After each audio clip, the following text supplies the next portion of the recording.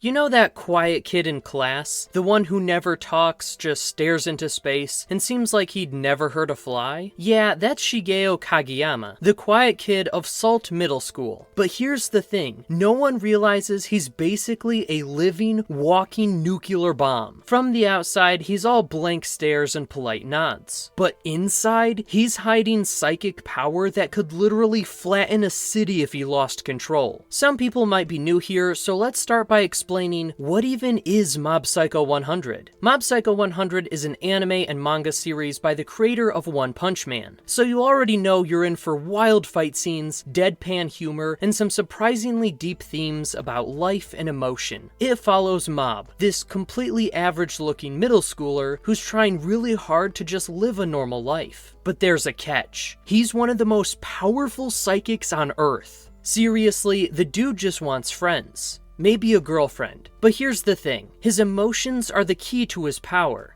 When Mob gets too emotional, angry, sad, or frustrated, his power goes up. Way up. Like apocalypse tier. The whole 100 in Mob Psycho 100, it's a literal counter. Every time he represses an emotion, it builds up. Until he explodes. And trust me, you do not want to be around when that happens.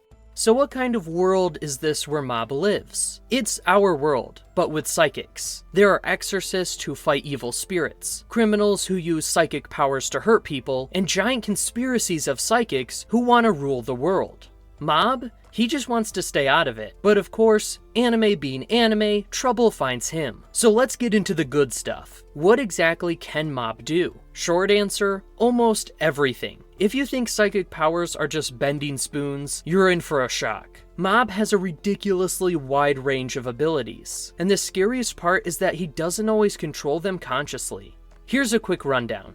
Telekinesis. Mob can lift cars, crush walls, or pin enemies midair just by thinking. Psychic barriers. He can create force fields strong enough to block explosions. Exorcism energy. He can purify evil spirits by releasing waves of psychic energy. Astral projection. His soul can literally leave his body. Energy absorption. He can absorb and reflect psychic attacks from others. And that's just the basics. When Mob's emotional counter hits 100%, it unlocks something even more terrifying. Explosion mode. This is where you see the real Mob. In this state, he's unstoppable. He can rip entire buildings apart, crush elite espers, and reshape the battlefield without lifting a finger. But he doesn't want to use it. He hates it. He's basically walking around with a Planet Buster weapon strapped to his soul, trying really hard not to trip the trigger.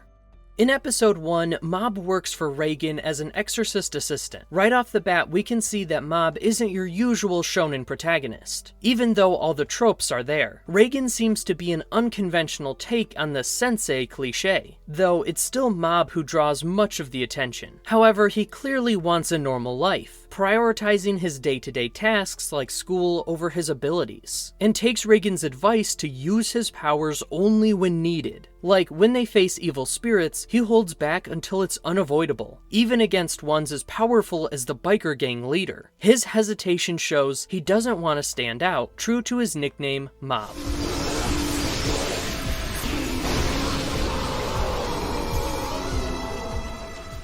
Episode 2 follows Mob being convinced to join the Telepathy Club. In truth, he actually got pressured into saving the club. What's more is that Reigen is against the joining since he wants Mob to focus more on his job, with him at the Spirits and Such consultation office. So Mob ends up refusing to use his powers for them. This is when we figure out why Mob thinks the way he does. Turns out he wants genuine friends, not fame or shallow popularity for being psychic. Mob ends up joining the Body Improvement Club instead. This club accepts him despite knowing he's weak physically. Mob chooses training over psychic shortcuts, aiming for a normal student life.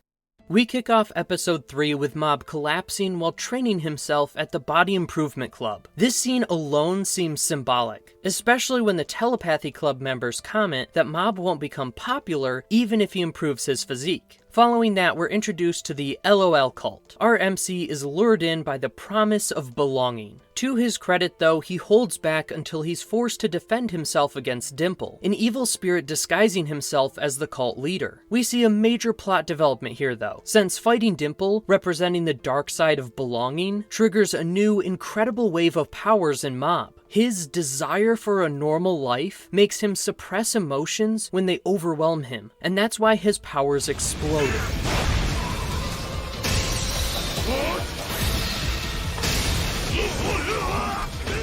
Episode 4 begins with our MC gaining what can be called a hilarious take on the non-human companion trope. It's the defeated Dimple, and by the way, Mob was now being hailed as the god of the Psycho Helmet religion, the remnants of the LOL cult. Later, he gets roped into the gang war shenanigans, being kidnapped by the Black Vinegar group, where he refuses to use his powers for himself. Much to our relief though, that's when the Body Improvement Club comes to the rescue, fighting nearly all of the Black Vinegar School's gang members. But they can't overpower the one particular character, Teruki Hanazawa, the psychic who single-handedly decimated the Salt School gang earlier on.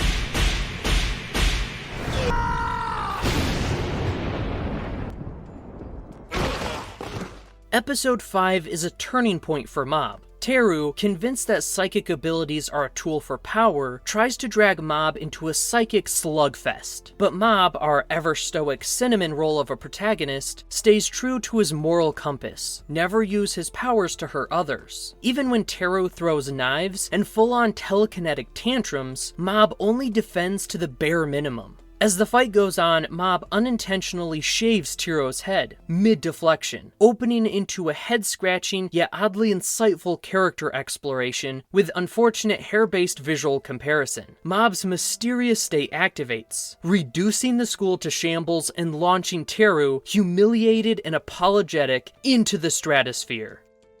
Oh, I guess I'm just an average person after all.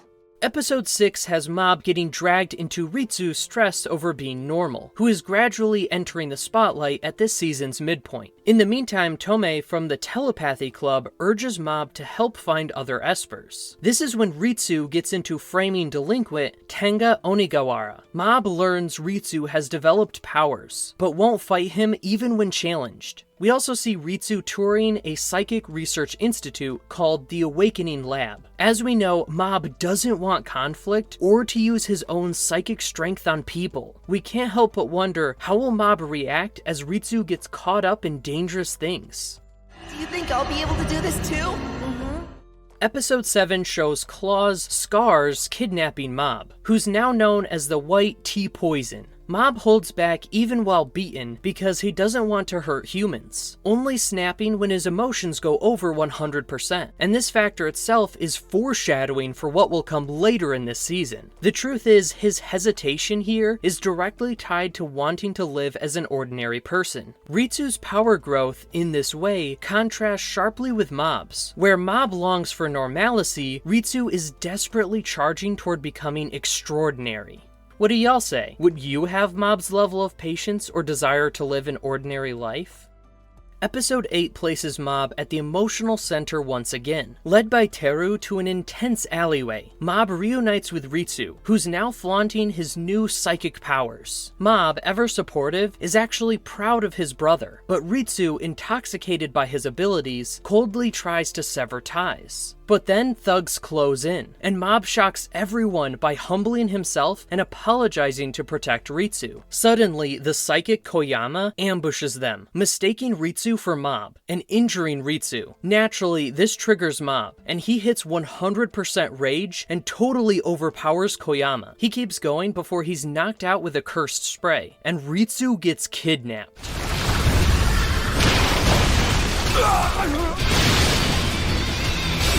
Kinetic Helix!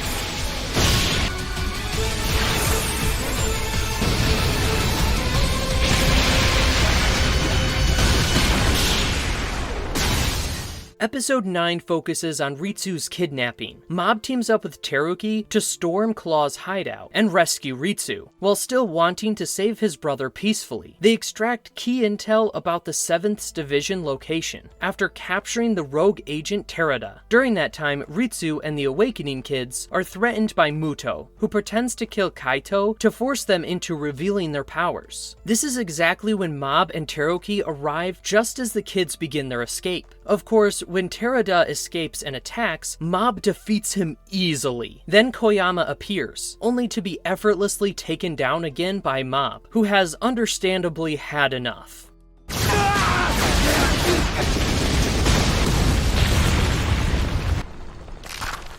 Sorry. Now, episode 10 starts off with the kids reuniting with Kaito and attempting to flee the Claw facility thanks to Mob's help. Mob gets surrounded by Mukai's creepy puppet army and makes quick work of crushing them. Then he's up against Tsuchiya, who demands a real fight, which Mob obliges all too politely and quickly defeats her, followed by Takeuchi. He's seriously staying true to his OP skills. As the kids flee, Ritsu stays behind to confront danger alone, and is later found unconscious by Mob. This naturally shakes up our MC a little. Facing off against Muto, Mob gets targeted mentally, but Mob strikes 100% rejection, destroying Muto's mind and collapsing alongside him. The battle gets more dangerous, and Mob's resolve continues to be tested. As mentioned before, his emotional thresholds govern his use of his powers, because he wants to avoid being a weapon.